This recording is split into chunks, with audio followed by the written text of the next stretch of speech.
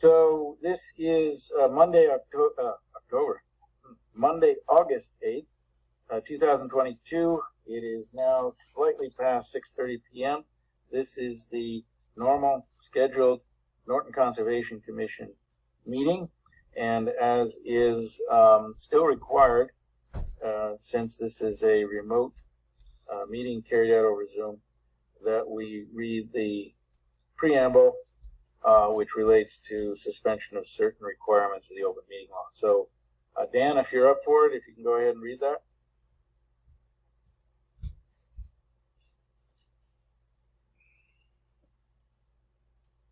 Can you hear us? Just tell me if I start breaking up, but actually I'm going to, well, anyway, I'll just read it. Pursuant to Governor Baker's March 12, 2020 order suspending certain provisions of the open meeting law, GL, oh, can you hear me? We can hear you. GL Chapter 30A, Section 18, and the Governor's March 15, 2020 order imposing strict limitation on the number of people that may gather in one place. This meeting of the Norton Conservation Commission will be conducted via remote participation to the greatest extent possible.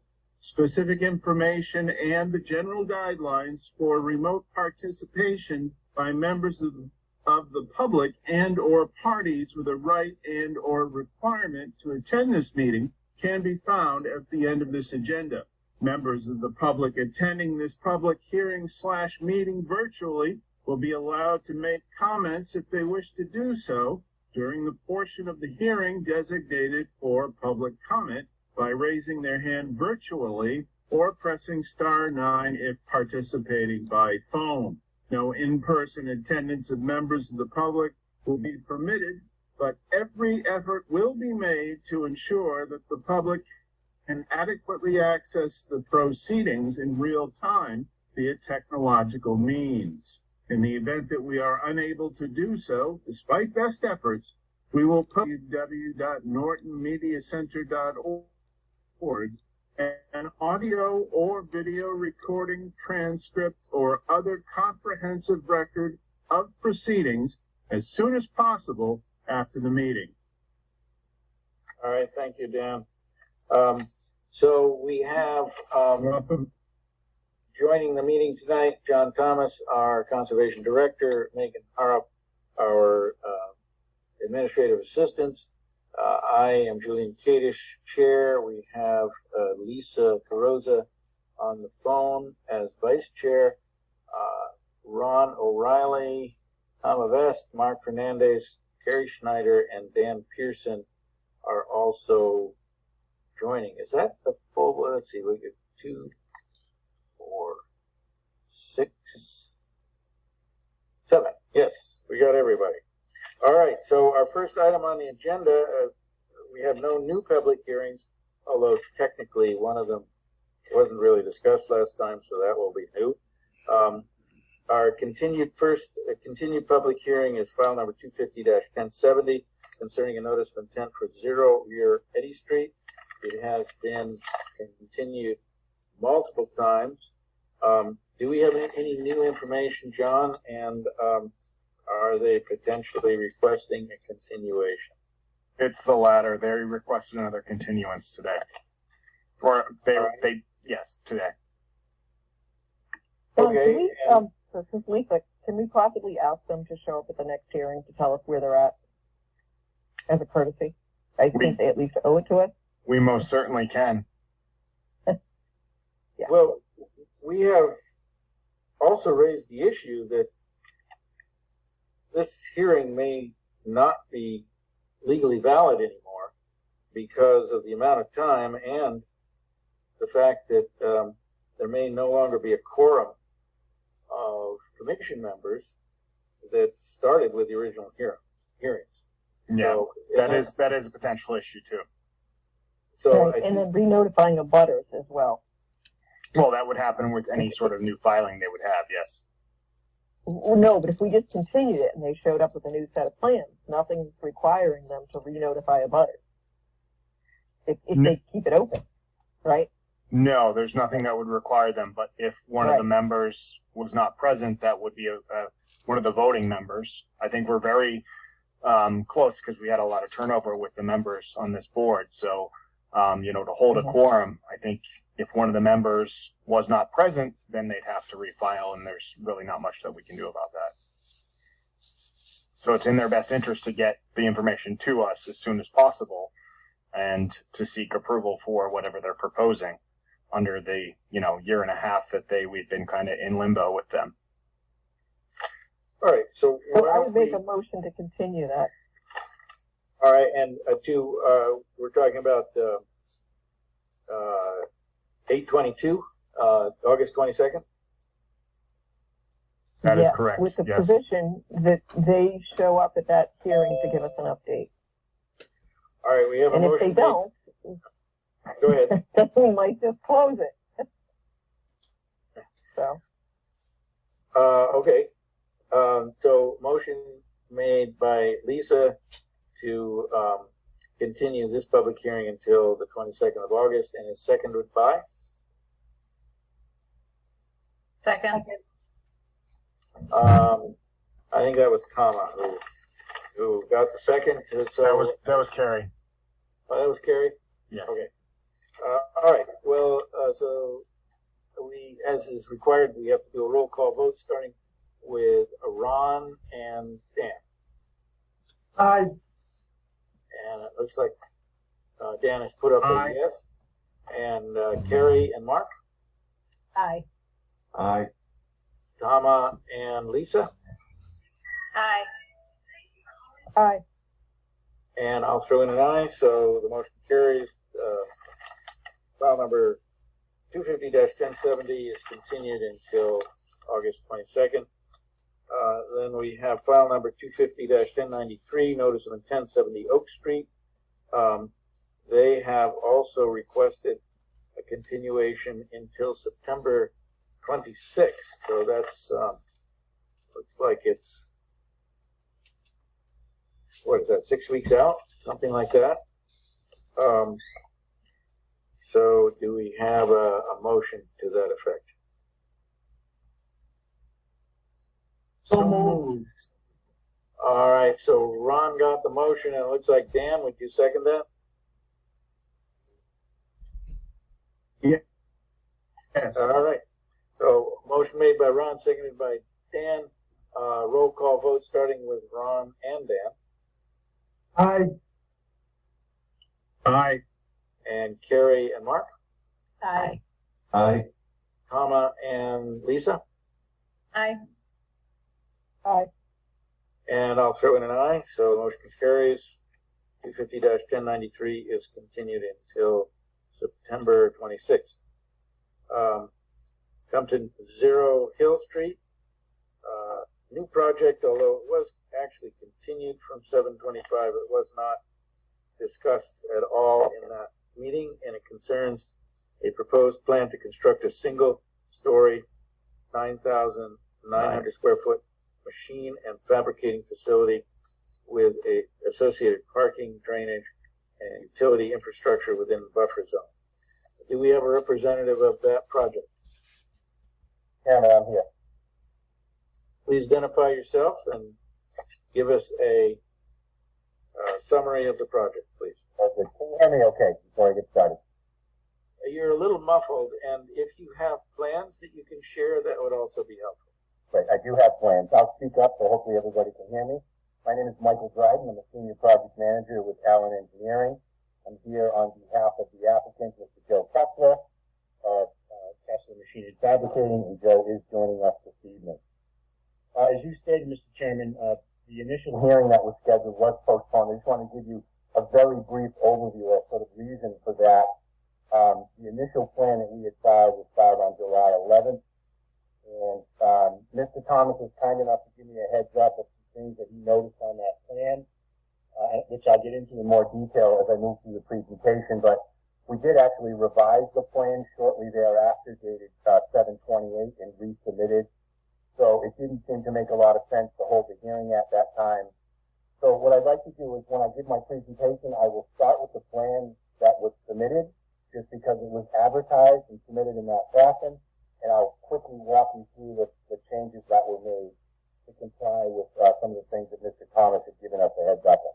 Mike, you have screen sharing capabilities. You're all set to go. Great. So I'm going to bring up the existing conditions plan. Can everyone see that? We can. Great. Okay. Yeah. So allow me to just give you a brief overview of existing and proposed conditions, and of course, give the commission a chance to ask questions. Starting with the existing site, it's shown here. You can see the north arrow at the top. It's sort of up to the upper left corner of the page. This is a triangular lot. It's 3.7 acres. It's located entirely within the industrial district. It's currently undeveloped. Abutting or nearby uses, I'll start with the west, with Commerce Park that's here, more specifically Ryder Truck Rental, just off the street here. To the south, Mr. Dryden, could you get closer to your microphone? You're cutting in and out.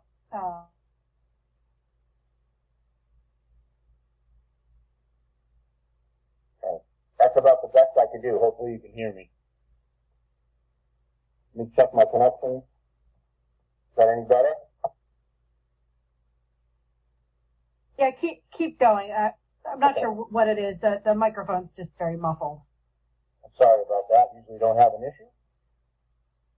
So again, abutting uses just to the south down Hill Street is the Mansfield Foxborough Norton wastewater treatment plant.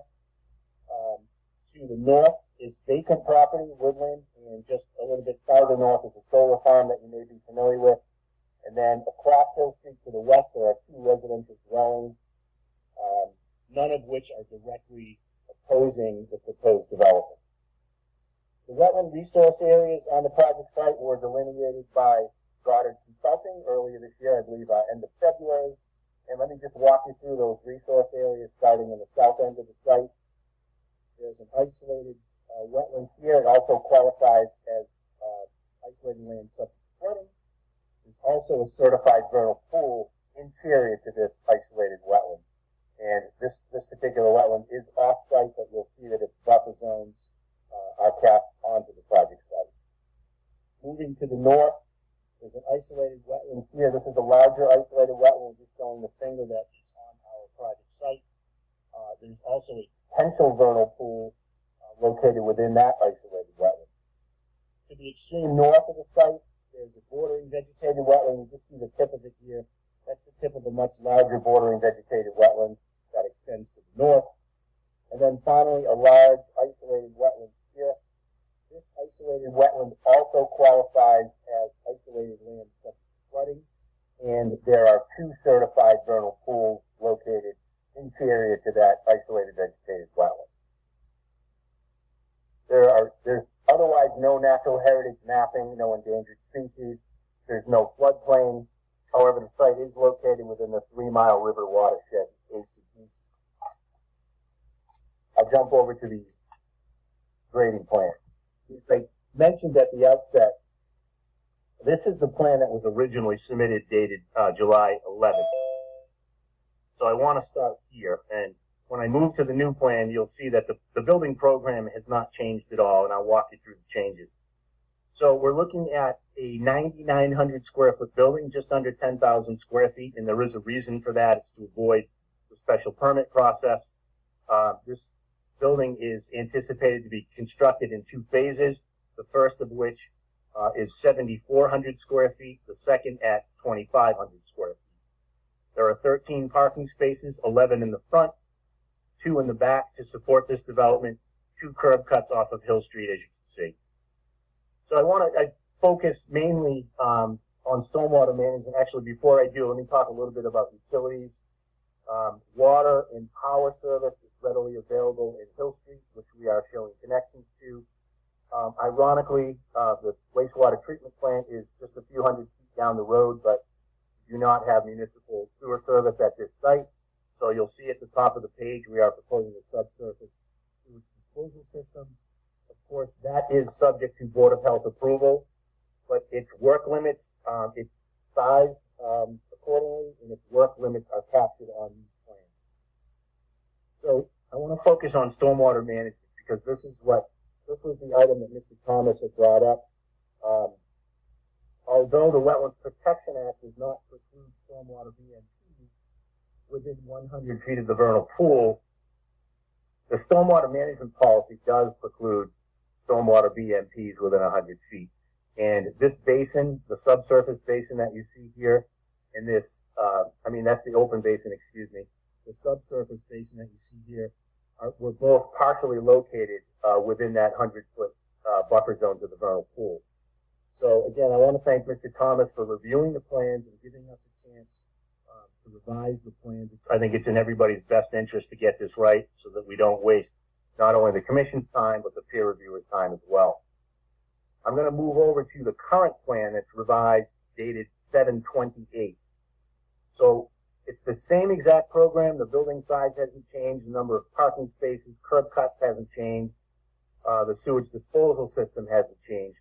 What we did do was we took this program and slid it to the south a little bit, got rid of the open basin, removed the subsurface basin that was here. We put that under the parking lot, and we added a second infiltration system. So the vernal pool buffer is right through here. I know it's difficult to see on this plan, but we no longer have any stormwater BMPs located within 100 feet of the vernal pool. And sort of a byproduct, if you will, to that change is we actually have much less disturbance within the 100-foot vernal pool buffer zone. Of course, the stormwater management system is designed in accordance with the local conservation regulations. NOAA Atlas 14 rainfall intensities were used. And I understand that that drainage system will be fully peer reviewed. I'm not sure if that will be ready for the next meeting, but whenever it is ready, we'll be happy to respond to any comments that are received. Of course, we've respected the 25-foot no disturbance zone. In fact, much greater than that. I think the closest point the work is right here, which is 58 feet. We did receive a DEP file number. There were no comments that were received with that file number notification. And as I mentioned, I do anticipate receiving peer review comments. That is a very brief, hopefully concise overview of the project, and happy to answer any questions that you may have. Any questions from? Well, first, John, do you have any comments on this? Well, I will add a comment that John Chesia will be peer reviewing this project, and he is currently in the process of coming up with some comments for this. So I'm hopeful that for the next meeting, he will have the first round of peer review comments to provide, and I'm hoping to get those sooner so I can provide those to Mr. Dryden so he can kind of be ready to respond to those in time for the next meeting. Okay. Any questions from members of the commission? I have a John? few. Julian? So Tom, did you have a? No, your mic is off. All right. So Lisa, go ahead. So the BBW Series GC up in the northern portion of the project, does that just end at GC 103 or does that extend onto the site? Seems like the flagging just ends. It does. It does end. It may be that our consultant didn't realize exactly where they were. You can see the shape of the site is very triangular. We're not proposing any work anywhere near where that flag ends. Yeah, that's not the point though, because we're approving the line, so the line has to be correct. So John Thomas, can you just write in the order that we haven't confirmed the 100 series up in the corner there?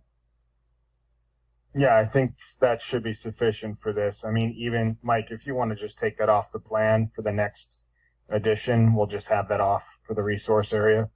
And I'll make sure that, for instance, we put some language in the order if issued that states, per the resource areas are per flags shown on this plan, or some language that's similar to that.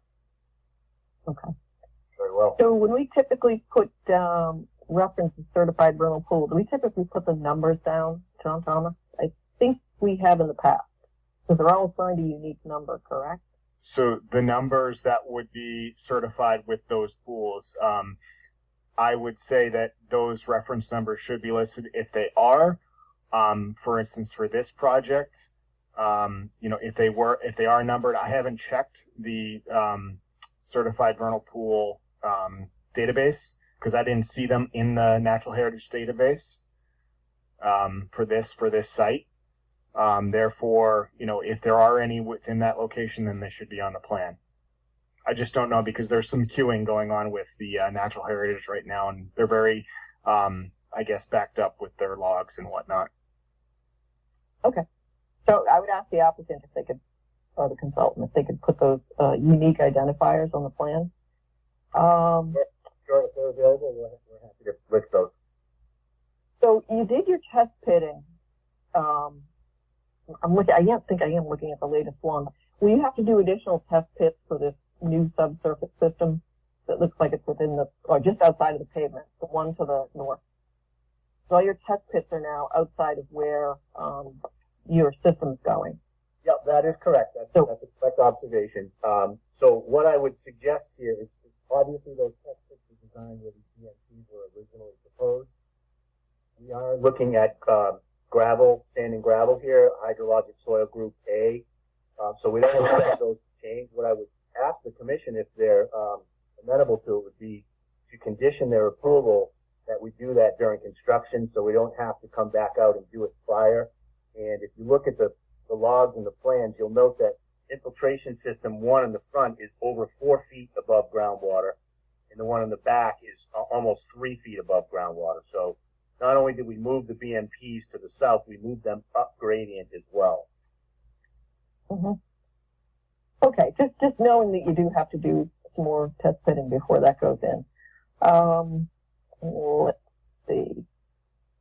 Okay, so you said this was going to be constructed in 2 phases. So tell me what the phase 2 area, are you going to bring that up to grade and make it a building pad? How are you going to leave phase 2 portion of the project when you walk away after you've done phase 1?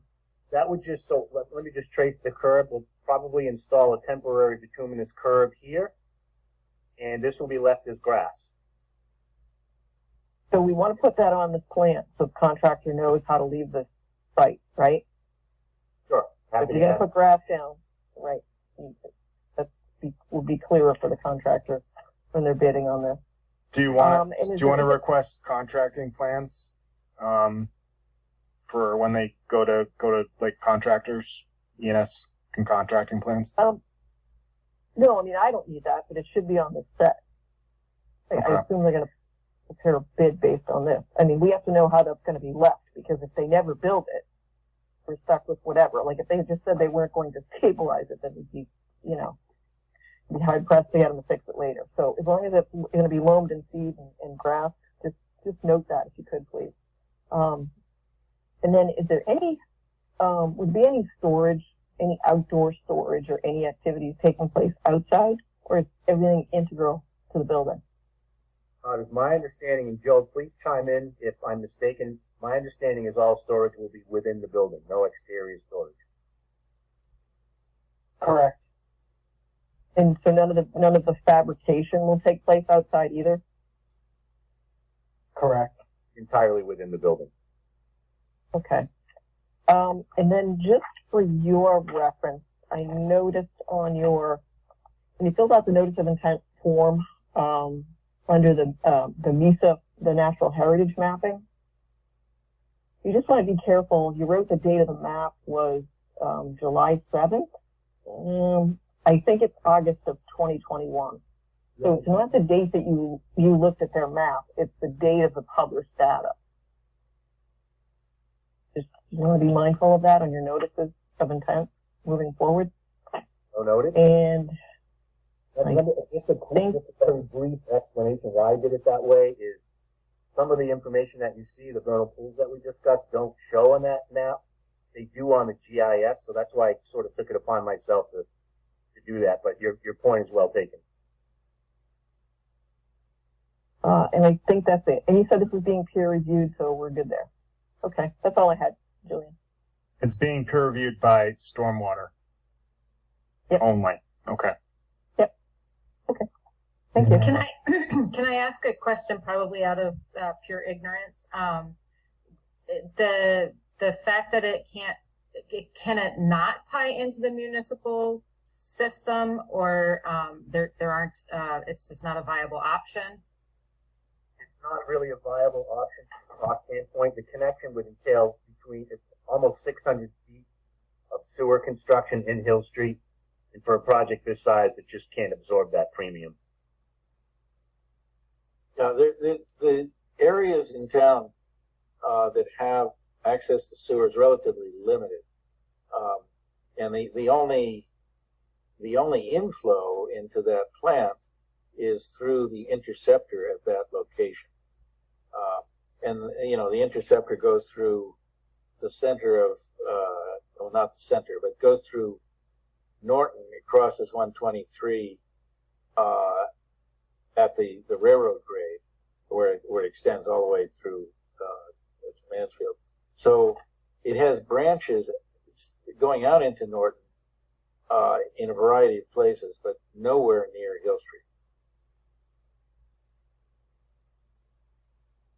Any other questions from members of the commission? I know a member of the public had their hand up at one point, but any question from other members of the commission, and then we can open it up to anyone who would like to ask a question. If I hear nothing,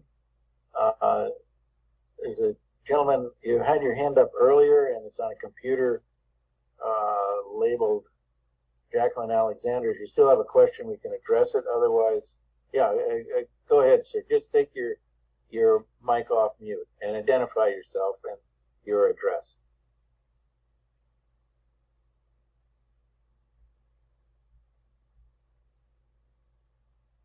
You're still muted, so we can't really hear what you're saying.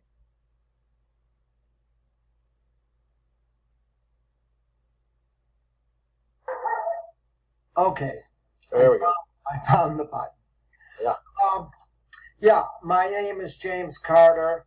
My wife is the trustee of the Hill Street Trust, which owns the property or manages the property for the trust, which is directly across from the project,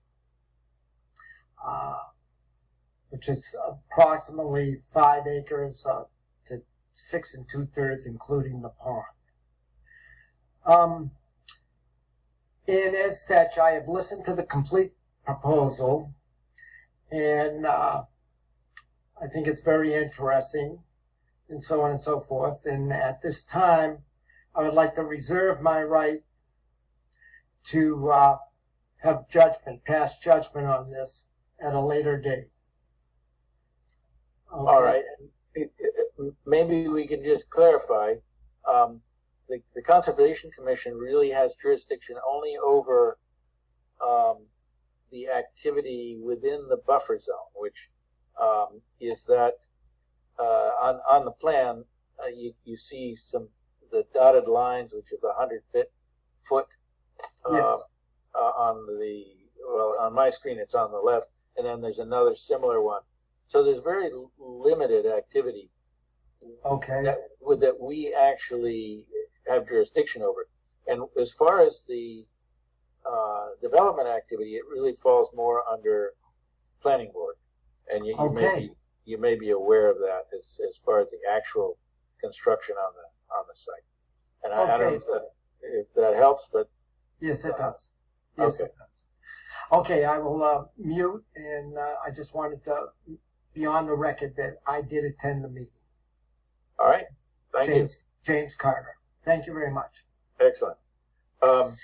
So we have a lot of additional information that needs to be reviewed with regard to stormwater management, and that's going to be done through peer review. I believe, John, you said it was John Chesia who's going to be reviewing the plans? That's correct. And he was provided the updated versions of the plan and updated drainage report and everything. So he is in the process of working on that. And I am hopeful that he'll be able to get something to Mr. Dryden so that way he can get working on it and hopefully have a more complete package ready for the 22nd. So unless there are further questions or comments, I think we can consider a motion for continuation of this hearing until August 22nd? So moved. Oh, I lost who that was. Is that Dan or Ron who came up with that motion? Sounded like Ron to me. I think Ron was first. Yes. All right, so motion by Ron for continuation of file number 250-1108, and was it seconded by Dan?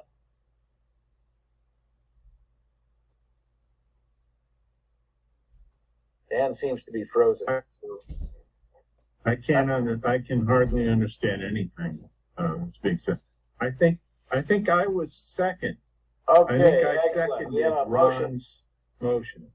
We have a motion by Ron, seconded by Dan. Again, roll call vote, starting with Tama and Ron. Yes. Aye. Yes.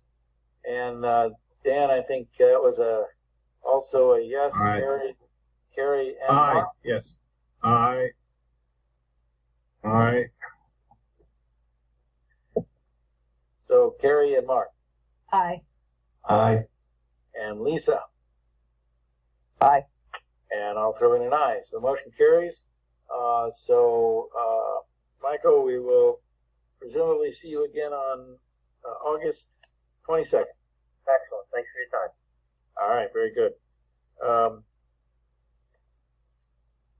Next item on the agenda is file number 250-1105, notice of intent for Pine Street Cluster. They have requested a continuation until August 22nd as well. Do we have a motion? So moved. Motion by Ron. And Second. seconded by Carrie. I think Carrie beat out the second there by a second.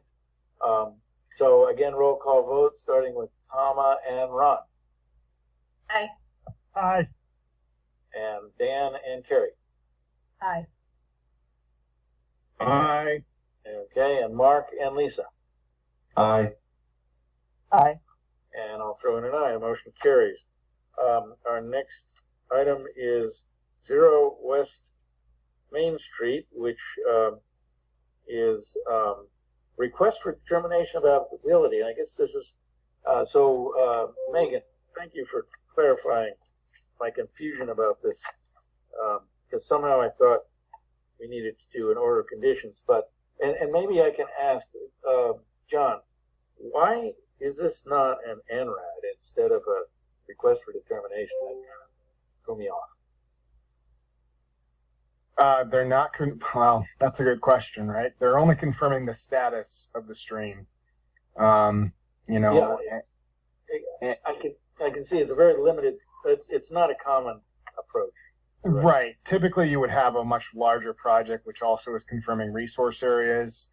It's another way to do it. They have the option of filing an ANRAD, or they have an option of doing an RDA. Since there's no proposed work, there's no notice of intent required.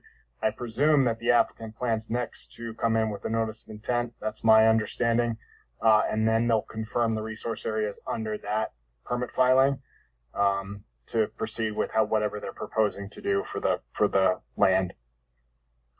All right. So, and as it was left last time, there were both buffer zones and the stream with the question of the riverfront.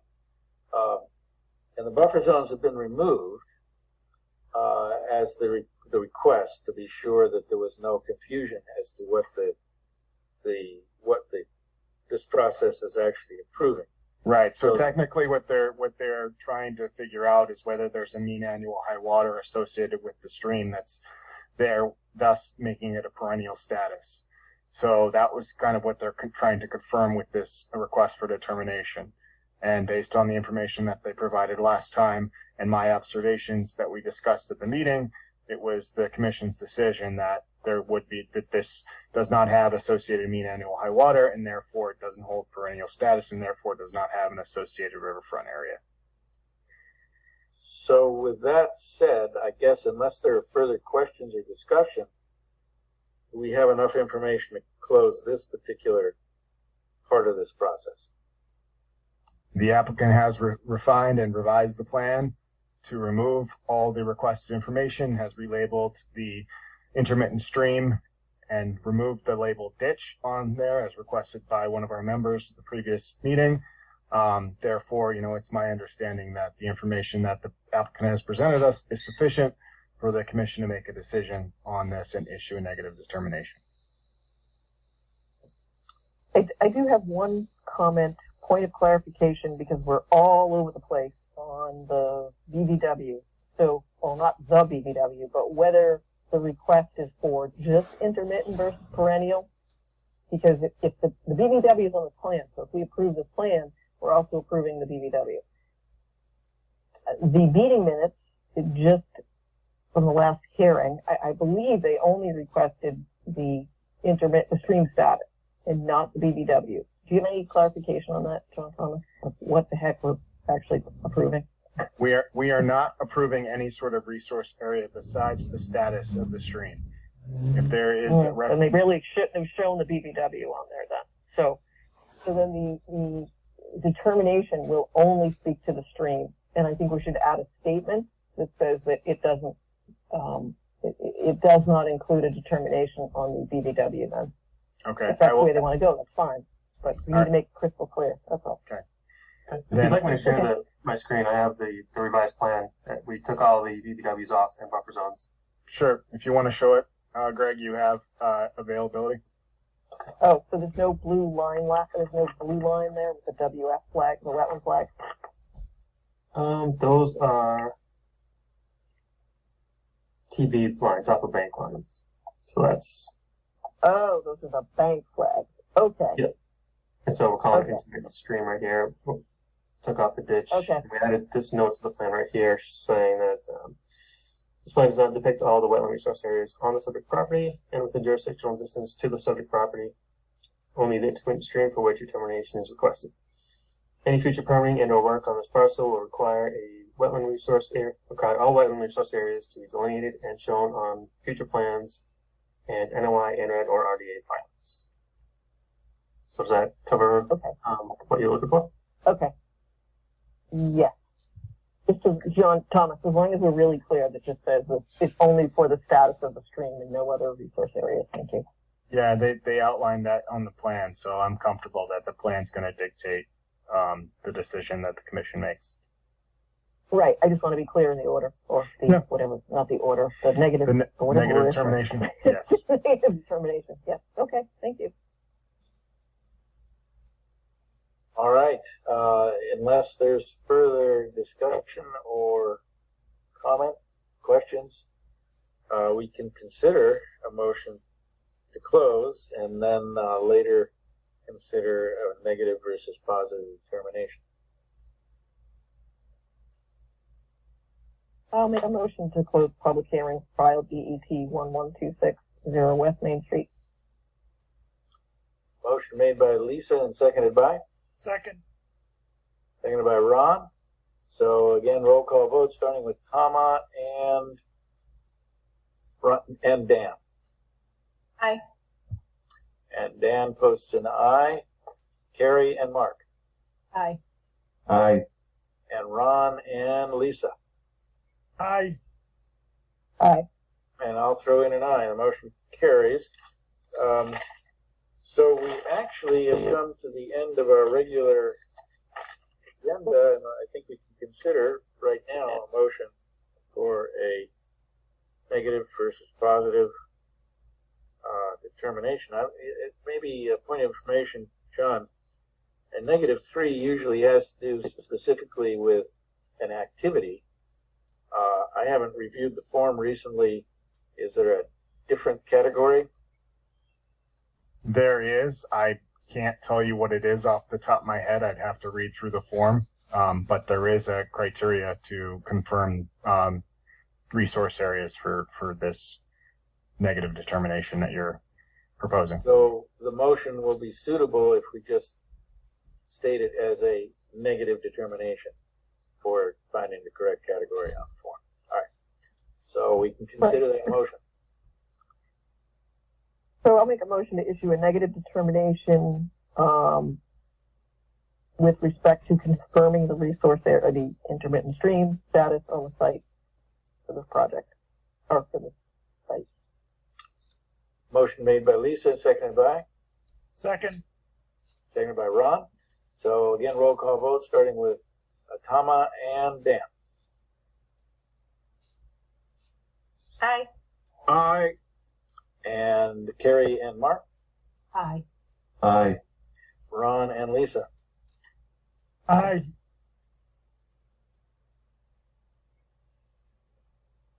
Lisa is lost in electronic land. Oh, I'm sorry, I had said aye before Ron. Sorry. Oh, I guess I lost it. Sorry. And I'll throw in an aye. So the motion carries for a negative determination. And I think the only other item is the draft minutes of July 25th. Is that correct, John? That is correct. That's the only new item or only item left on the agenda. Then I have some things to talk about, so that's about it. All right. Any comments on the printout of the, if I can find it here. I just happened to One catch question. one. Sorry, go ahead. No, go ahead. I just happened to catch one minor typo. The bottom of page 3, 3 lines from the bottom. It is also asked. I think it's supposed to be that, not the THA. Just missing a T. Okay. And I guess the other question, because on my copy, the word agenda is in the middle of the page there at the top, as opposed to minutes. Yeah, I saw that after I printed them out. I already fixed it. Okay. All right. So I just had a clarification on page 2. It's in the middle and it says, Gregory comments that Brad did the flagging. Oh, next sentence. John comments that he has done several site visits, checked on the stream, and he confirms that the stream did stop flowing prior to the drought that started in May. Did the drought start in May, or did John's visit occur in May? I thought John's visit was in May. I didn't know if we had the exact. So I had multiple visits from February to May before the drought occurred, and the drought advisory started in May. Oh, okay. I didn't know it was that long ago. Good God. All right. Yeah. All right. That's all I had.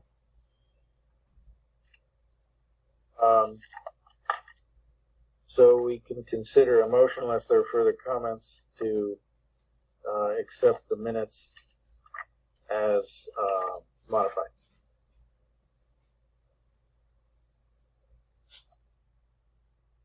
So moved. I'll make a. Motion made by Tama and Lisa. I'm going to take it as a second. All right. So again, roll call vote to accept the minutes as modified, starting with Tama and Dan. Aye. Dan has a yes, but he seems to be frozen for the moment. And we'll go on to Carrie and Mark. Aye. Aye. And Ron and Lisa. Aye. Aye. And I'll throw in an aye. And Dan is unfrozen, and he says yes. All right. So, John, you had further comments? Yeah, so we have quite a bit of projects next week. Just to let everybody know, we have another ANRA that's coming in off of South Washington, and 3 new NOIs. One for 56 Leonard, which is a residential project. Another one for 469, 475 South Worcester Street, and then also the notice of intent for the town's community center, which is going on Mansfield Ave. So just to kind of give everybody a sense of the 4 new projects that are coming in. and then also the other continuances that we have. So we're going to have a very full agenda for the next meeting. So everybody have your Wheaties. All right. And also Chartley Pond is being managed, or it's being managed this week. So they're doing treatment, but Norton Reservoir is not being managed this week. They had a little snafu, so had to make sure they postpone that. And also the Chartley Pond annual dam inspections occurring this week as well. So, Ron, thank you very much for your help. I appreciate it, as always. All right. Unless there are any further questions, I see Peter has his hand up. Peter Yes, Wiggins, yeah. I live not too far from the reservoir, so do I get to drink the water? I would not drink the water, Peter. I would just use it for recreational purposes only. I don't think it's potable. Just don't drink the Kool-Aid either. So, all right. So, if we're ready for an adjournment, I'm ready.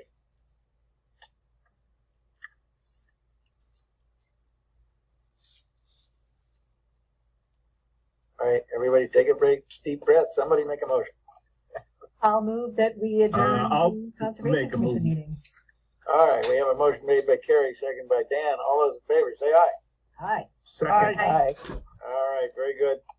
See everybody next time.